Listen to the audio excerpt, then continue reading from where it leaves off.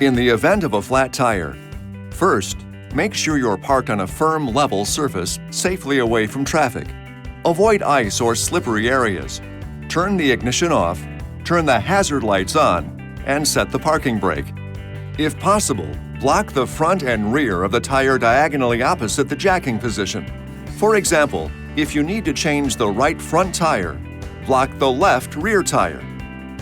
You'll find the jack tools and lug wrench in the rear cargo area.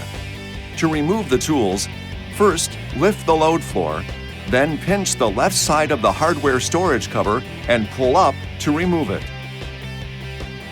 Then remove the toolkit. Now, remove the tire cover if equipped. Find the supplied toolkit inside the center console and use the number T40 Torx head driver to unlock the rear camera cover lock bolt. Turn the bolt once counterclockwise and remove the cover. Now, turn the lug nuts counterclockwise with the lug wrench. If equipped with locking lug nuts, you'll need to retrieve the lock key from the glove box and place that over the lug nuts first. Remove the lug nuts. Then, lift the spare tire away from the carrier. Return to the flat tire and loosen the lug nuts counterclockwise one turn while the wheel is still on the ground.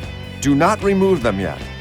To assemble the jacking tools, connect the jack handle driver to the extension, then to the lug wrench. Place the jack under the axle tube closest to the flat tire. Do not raise the vehicle until you're sure the jack is fully engaged. Now, turn the jack screw clockwise and raise the vehicle until the tire just clears the ground with enough clearance to install the spare tire. Remember, minimum tire lift provides maximum stability. Okay, now go ahead and remove the lug nuts and wheel. Place the spare tire on the vehicle with the valve stem facing out. Damage can occur if you mount the spare incorrectly. Reinstall the lug nuts and lightly tighten them clockwise.